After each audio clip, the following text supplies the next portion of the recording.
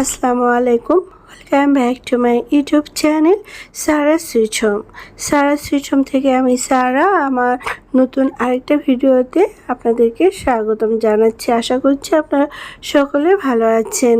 গেল রোজার মাসে আমরা উমরায় গিয়েছিলাম, তো তার কিছু ফুটেজ আমি আপনাদের সাথে শেয়ার করেছি গত ভিডিওতে।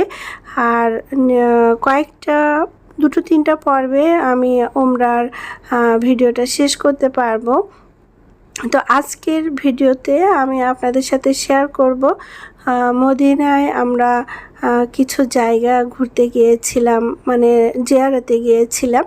তো এখানে যারা উমরাতে যাবেন বা হজে যান, আমার মনে হয় সবাই এখানে দেখতে যান এই জায়গাগুলো।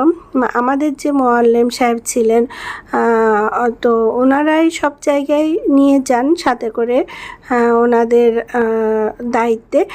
তো আমরা গিয়েছিলাম জিন পাহাড়ে, তারপরে অহুদ পাহাড়, আর আসার সময় আবার আমরা বিভিন্ন জায়গা দেখেছিলাম, বিভিন্ন মসজিদে গিয়েছিলাম, আর সেখানে আমরা নামাজ পড়েছিলাম।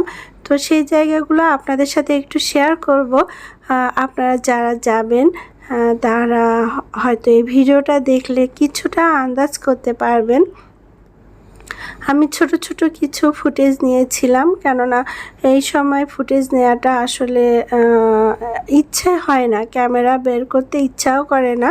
তারপরে আমি স্মৃতিস্বরূপ বা আমি যখন ওই জায়গা থেকে চলে আসব, মনে মনে আমি ভাববো যে এই জায়গাটা কেমন ছিল। তো আমি ভিডিও করে এনেছি। আমি প্রতিদিন প্রায় ভিডিওগুলো বের করে করে একবার দেখি। আমি সেই জায়গাটায় আবারও যাওয়ার জন্য আল্লাহর কাছে আশা চাই যে আল্লাহ পাক যেন আবারও ওই জায়গাটাতে, এই জায়গাগুলো আমাকে আবার জিয়ারত করার তৌফিক দান করেন, আবার উমরাতে যাওয়ার তৌফিক দান করেন, এবং আল্লাহ আমার হজটা যেন কবুল করেন, আমি যেন যেতে পারি, হজটা করতে পারি। আল্লাহ পাক জীবদ্দশায় যেন আমার এই ইচ্ছাটা পূরণ করেন। তো যাই হোক, সেই ফুটেজগুলো আপনাদের সাথে শেয়ার করলাম, আপনাদেরকে উৎসাহিত করছি। আসলে খুবই পৃথিবীর বলবো শ্রেষ্ঠ জায়গা আল্লাহ পাক আমাকে দেখার সুযোগ করে দিয়েছেন। আল্লাহর অশেষ রহমতে আমার সেই আশাটা পূরণ হয়েছে। আমি উমরাতে গিয়েছিলাম। তো এখানে জিন পাহাড়ে এখানে একটা যে কাটা কাটা গাছ দেখছি, অনেকটা বাবলা গাছের মতো, এটা উটেদের খাবার। তো আমরা ওহুদের পাহাড়ের পাশ দিয়ে যে পাহাড়গুলো দেখছিলাম, ওহুদের পাহাড়। তারপরে আমরা এখন জিন পাহাড়ে এসেছি। আর এই জিন পাহাড়ের এখানটায় যেটা জানলাম যে যখন গাড়িটা আসছিল, গাড়ির এত বেগ ছিল, মানে নর্মালি যেটা চালায়, মানে এইখানের একটা অলৌকিক বলবো বা আল্লাহর একটা বড় নিয়ামত বলবো যে গাড়িটা আপনি খুব জোরে চলে। আরও অনেক বৈশিষ্ট্য আছে, আপনারা সবাই জানেন জিন পাহাড়ের। তো এই জিন পাহাড়টা, এই জায়গাটা, আরেকটা হলো রাস্তাটা এখানে এসে শেষ হয়েছে। এখান থেকে নাকি আর রাস্তা করতে পারেনি, কেননা এখানে রাস্তা করা সম্ভব হয়নি, কাজ করতেই পারে না এখানে। তো আল্লাহ পাক হয়তো এই পর্যন্ত, এই পাহাড়ের এই পর্যন্ত হয়তো আমাদের জন্য দেখার সুযোগ করে রাখার জন্য হয়তো এ পর্যন্ত পথ বা রাস্তা তৈরি করা গিয়েছে। তো আল্লাহ পাক আলহামদুলিল্লাহ, আমরা জিন পাহাড় ঘুরে যেতে পেরেছি, দেখতে পেরেছি। এই জায়গাটা হলো পুরো জিন পাহাড়ের এরিয়া। অন্যদিকে যাচ্ছিল, যার কারণে এই রাস্তাটা এখানে এসে থেমে গিয়েছে। আর এই পাথর এখান থেকে চারিদিকে পাথর দিয়ে ঘেরা। এদিকে কি স্টল আছে দেখে আসি, চলো। আমরা এই রাস্তা দিয়ে এসেছি, এখানে পাহাড় ঘুরলাম।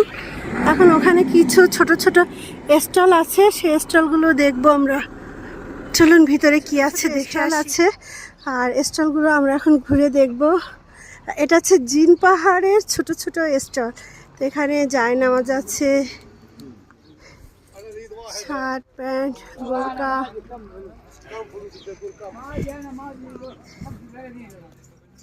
कितने का है ये जायनमाज?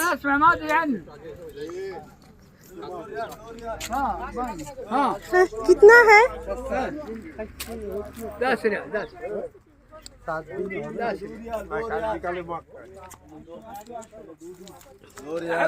ये जायनमाज 10 रियल, तार माने 330 টাকা। আর এখানে এখানে সবগুলো আছে। এটা দুরিয়াল, এটা দুরিয়াল বাঙালি। हाँ भाई, इससे आगे नहीं है, वापस जाना पड़ता है। वापस जाना पड़ता है। Mu mu mu mu mu mu. খেয়াল করবেন, আমি যেখানে যাই প্রায় কিন্তু কোনো না কোনো বিড়ালের সাথে আমার খুব ভাব হয়ে যায়।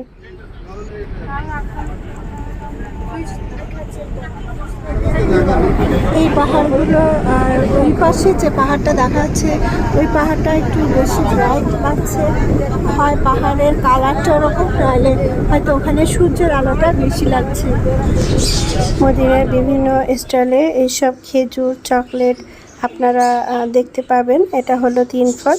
তো আপনারা চাইলে আপনাদের পছন্দ মতো কিন্তু চকলেট কিনতে পারেন, খেজুর নানা রকমের খেজুর কিনতে পারেন। তো এগুলা মদিনা থেকে আপনারা চেষ্টা করবেন কিনে নেওয়ার জন্য। প্রিয় দর্শক ও ছোট ভাইয়া আপু, এতক্ষণ আমার ভিডিওটা দেখার জন্য আন্তরিক ধন্যবাদ জানাচ্ছি। এবং ছোট করে একটা রিকোয়েস্ট থাকবে, যারা আমার চ্যানেলটাকে এখনও সাবস্ক্রাইব করেননি, সাবস্ক্রাইব করে আমার সাথে থাকার অনুরোধ থাকলো। ইফতারের প্রস্তুতি নিচ্ছে এখানে চারিদিকে সব। এখন একটু পরে ইফতারি হবে, তো ইফতারির প্রস্তুতি চলছে। আর আমরা এখন যাচ্ছি মসজিদ নববীতে। আজকে তারাবি ইফতারি করে তারাবি পড়ে তারপরে বের হওয়ার ইচ্ছা আছে ইনশাল্লাহ। যারা ওমরা করতে চান, আমি বলবো সবচেয়ে রোজার মাসে ওমরা করা ভালো, কেননা রোজার মাসে ওমরা সব হজের মতো, যেটুকু আমি জেনেছি। আর তাছাড়াও একটা অন্যরকম অনুভূতি হয় ওখানে।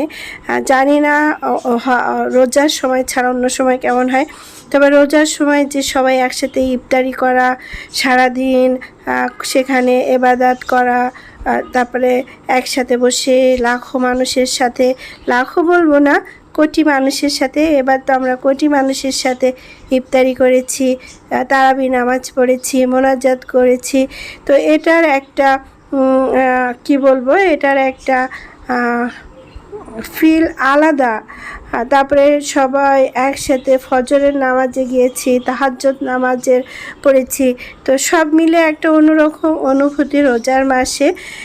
তো আমি বলবো আমার কাছে রোজার মাসে মনে হয় সবচেয়ে যাওয়া ভালো।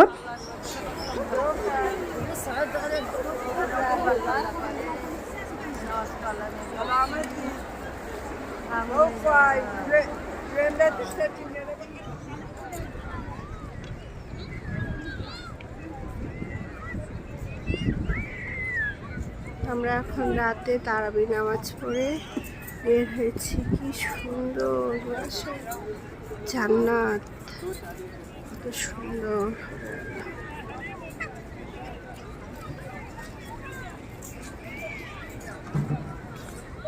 থেকে রওনা দিয়েছি মক্কার উদ্দেশ্যে।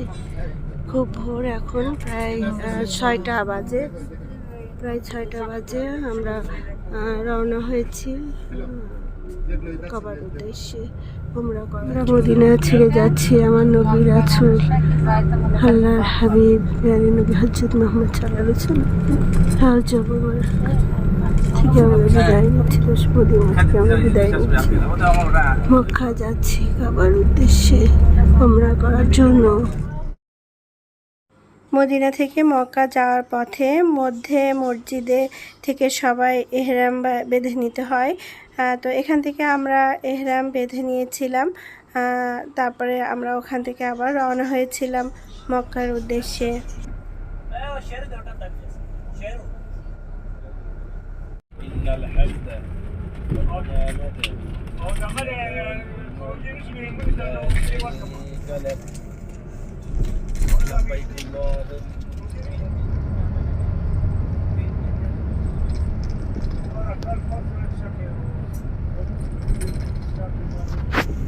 আমরা মক্কা এসে পৌঁছে গিয়েছি।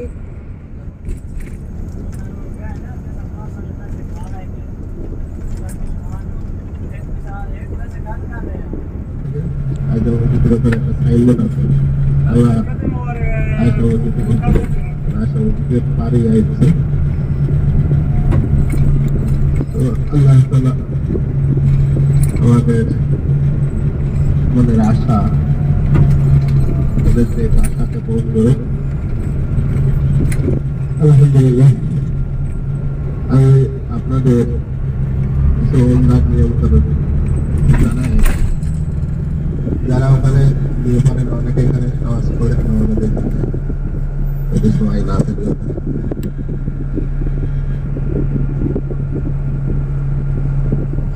মহান আল্লাহ পাক অবশেষে আমাদেরকে মসজিদুল হারামে আসার তৌফিক দান করেছিলেন। আমরা সেখানে ইফতারি করলাম, তারাবি নামাজ পড়লাম। আল্লাহ পাকের কাছে লাখ লাখ শুকরিয়া।